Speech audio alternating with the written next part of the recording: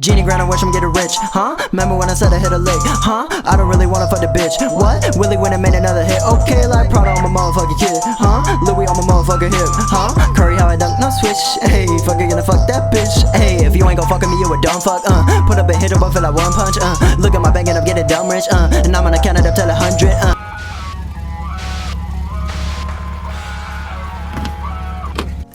Welcome back to part 2. We will be continuing where we had left off last time. Sorry. Toga had taken Deku into the underground. It was humble down there. Warm, never cold. It was an underground basin, a valley, and yet it was decorated with all sorts of trinkets, people, bustling life. It was more beautiful than anything he's seen in his whole life. He sees he looks up to see a starry night above him, even though it's day. He asks what that could possibly be as she says, "That was Zeno, the man that was able to touch the stars with his hands." A legend goes among them where a man that believed hard enough that he could go up and touch the stars, that it happened. With just his lucky rowboat, he was able to sail all the way up there. He sailed the water basin and was able to make it to the stars and brought them down with just his hands. He coated this place with them, just for them to personally hold it themselves. As he looks down to see her hand clutching his, her eyes sparkling with the night sky reflecting off of them. Her simple and subtle beauty contrasting with the blood stains all among her. What's he thinking? What about his friends? They're dead. I know that. Okay, I know that. Then why are you questioning it? Because I can't accept it. They were my family. I know that too. But she is our only family now. You might as well make this work. But what if she figures out that I'm a hero? And her a villain? What says she's a villain? Dude. Her multi-personality, everything about her screams villain. Don't you understand? We can't date a villain. What says so? These two converging forces inside of Deku's mind, battling for the pillar of power. All Might's quirk had been morphed into the brain of Deku. It had cauterized its way from just his quirk to his whole membrane. It was torn, ripped apart and recomposed into something different, something completely insane. Multi-personality disorder, many called it.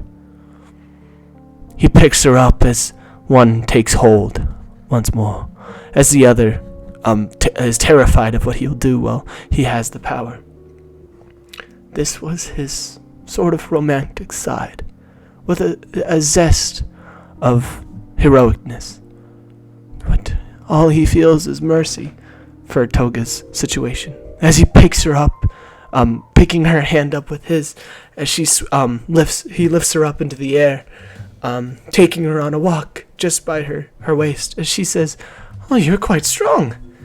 How is this possible?" As he says, "I was going to tell you something about that, actually." Though she stops him before he can say anything as she points up to see the rising moon in the distance. Someone's quirk that had shined a light against the sky. However, it still looked like something of mystery, something so fanciful that it almost came to life for all of them. All of the people stared in bewilderment and happiness. It was a dawn of a new age for everyone. A new age of love. Age of mystery. For some. For Deku, it was all. Everything would change. As Deku continued to sweep Toga through the streets, picking her up and taking her to the highest skyscraper, which only reached up to 150 feet above, all the way up to even touch the sky.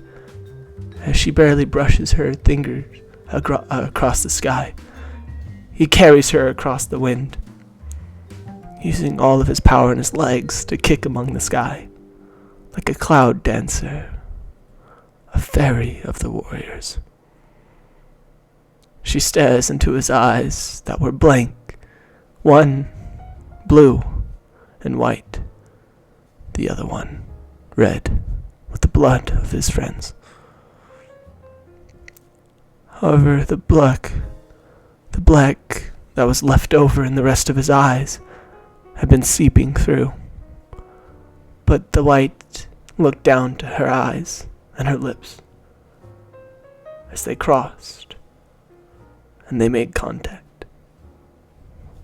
For that simple moment was the universe to Deku.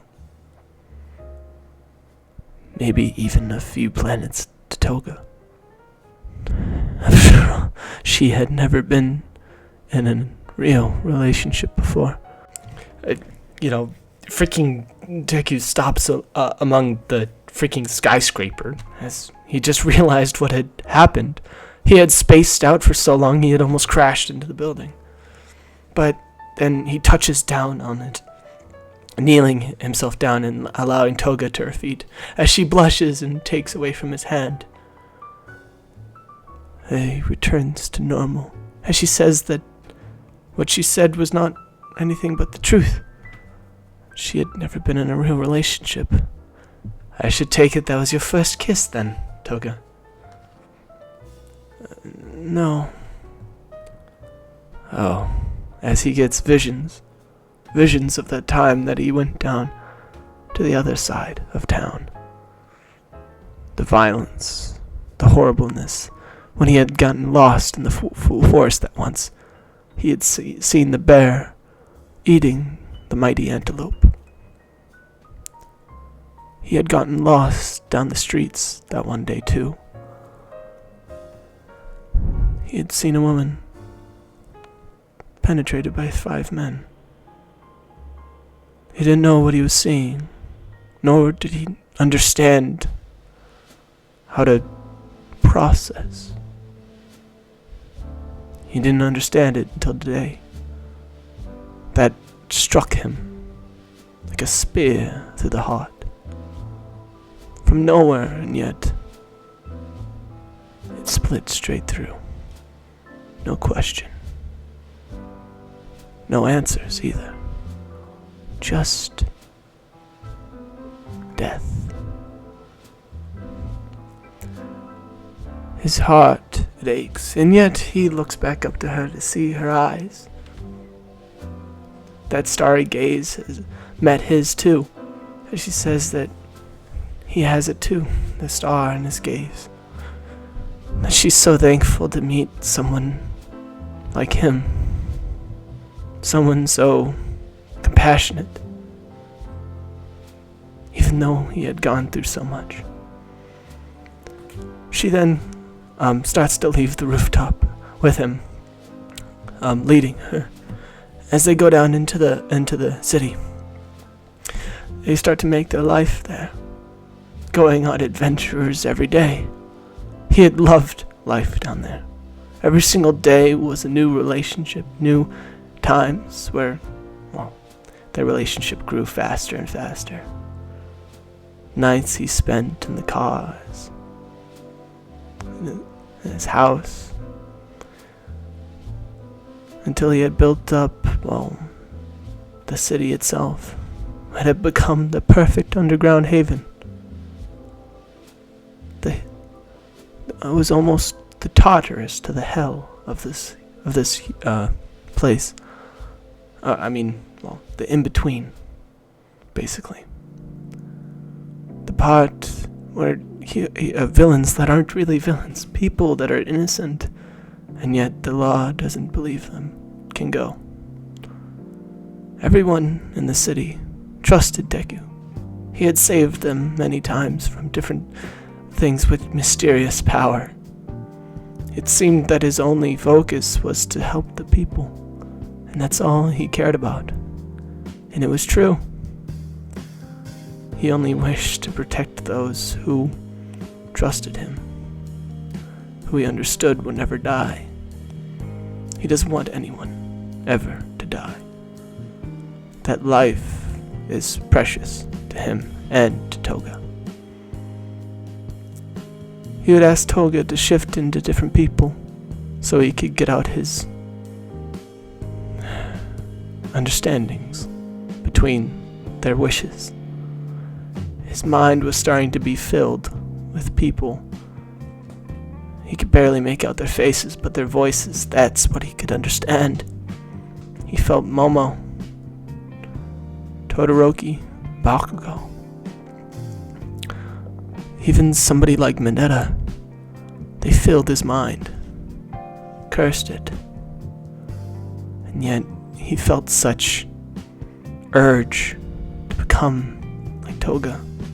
He had wanted to save Toga. As such, when the law came to the town, a hero by the name of Midnight, poison gas, well, what he thought was poison gas started to seep throughout the city. He started picking up literally every single person that he could find, taking them up to the skyscraper above. Within an instant, he was able to save most of them. With balls at the bottom of the tower, he could basically use some of the powers. His new power, basically, was to use the powers of all the A1 students. However, it was like one-time use, and they would sometimes leave if he used them too much. As the heroes searched throughout the city, searching for the people, Deku hushed all the civilians until he did a head count and forgot Toga. She was down there. As he searched throughout the populace, he went into the bedroom where, well, you can guess what happened in there. He bashed it open only to find a soldier holding a gun and the clothes of a soldier. As he tackles him, saying, "What did you do, you bastard?" As he bashes his head against the wood wall, and then it takes off his mask and it reveals Toga. And she's like, "Oh my god, I'm so sorry, honey." And she's like, "It's fine." As then she falls over like dead out. As then gas starts to seep into the room. He explodes the thing above him, shooting out like a rocket basically. As then he gets whipped into his leg and then thrown onto the ground by Midnight. As she says, "Come on, villain, why you always just run away?" As then, whoosh, as she whips it. And she says, "Come now, just fall asleep, that like the rest. Come on. Wait a minute.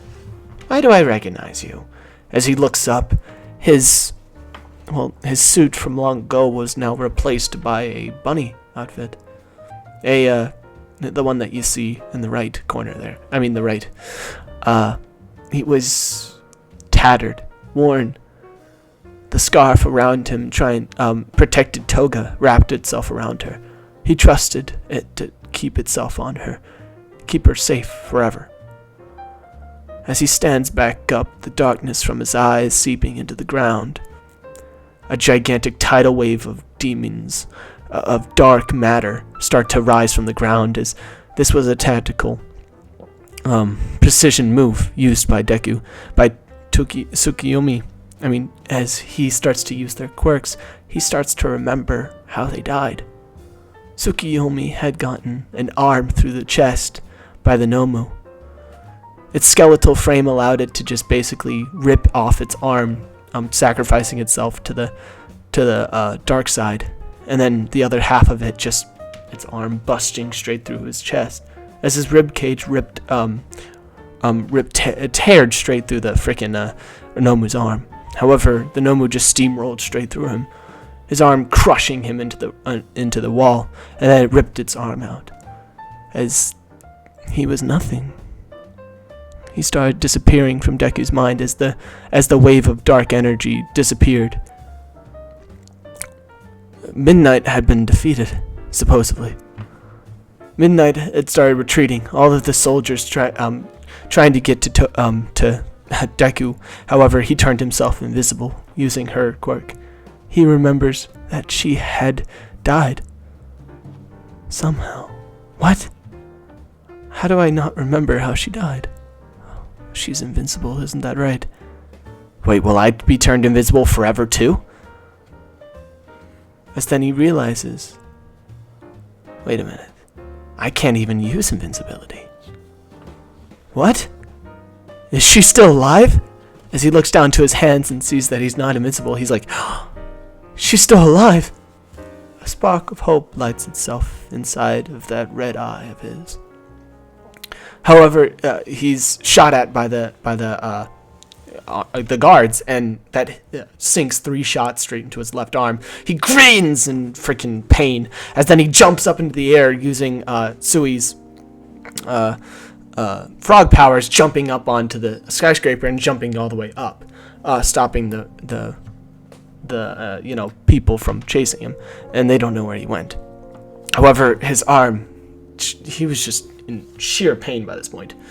However, then he starts to remember about Sui's death. Her leg was... Oh, God. No. This was the most painful. Sui had tried to help him out of his cuffs, trying to help him get away. However, the Nomu had caught her after Tomura chased her away. The Nomu grabbed onto her leg while she was trying to jump away and ripped it off with the other, splitting her in half, right down the middle. Her insides were sprayed onto him.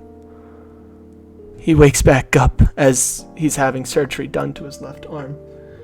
Half of it now would be considered bionic. Ancient utilage of different quirks from the people underground. Their thanks for him saving them from, the heroes. He says, thank you all. As he raises his hand, it's hard to raise his left arm. However, he feels some sort of power inside of it. 3 gun holsters inside of his hand. Each one of them, he could feel the person inside of each. These gun holes, he could see the people that had died, all of 1A, inside of his fist. Incredible. It was almost like his quirk helped them figure this out. Maybe the original inheritors of All For One weren't just going to leave him behind. He remembers that he was supposed to be the top hero.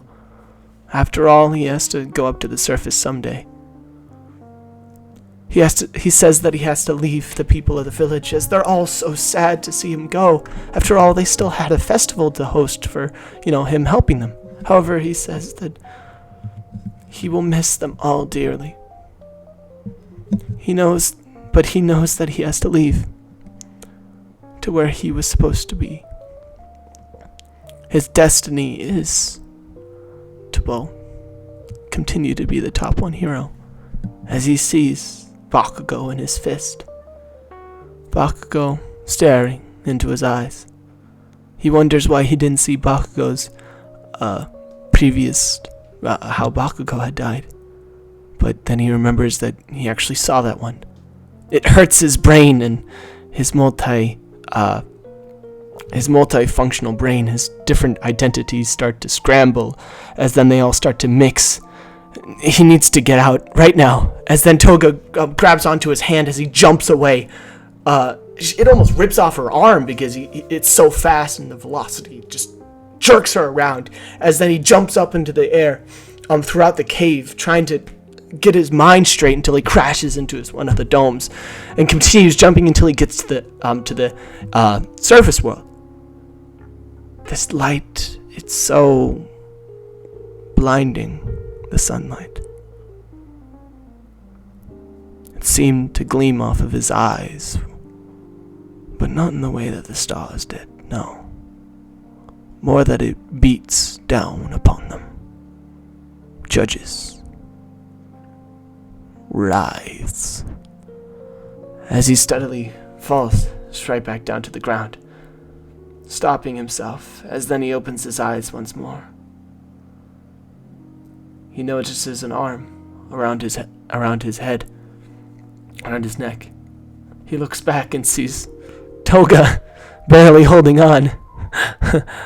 Her life in her eyes are kind of draining at this point, as that was near-death experience at that point. As he feels so bad, he takes her to one of the hospitals. However, they can't really get themselves registered, can they? As then he says, no, that won't work. As then he goes to one of the hotel rooms and rents it out. As they're like, what is that young man doing with a young girl's body? Okay, we'll give you one night, all right? Then we'll call the police that morning. He doesn't know that, though, as he makes his way up to the hotel room as he tries to treat her wounds.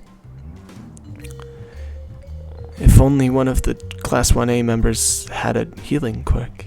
Or would that be selfish? He tries to mend her wounds as well as he can. After all, it was his fault. It was his outrage. It was his burst of adrenaline that made all of this happen. Thank you so much for watching. I hope that all of you will have a good day. Goodbye.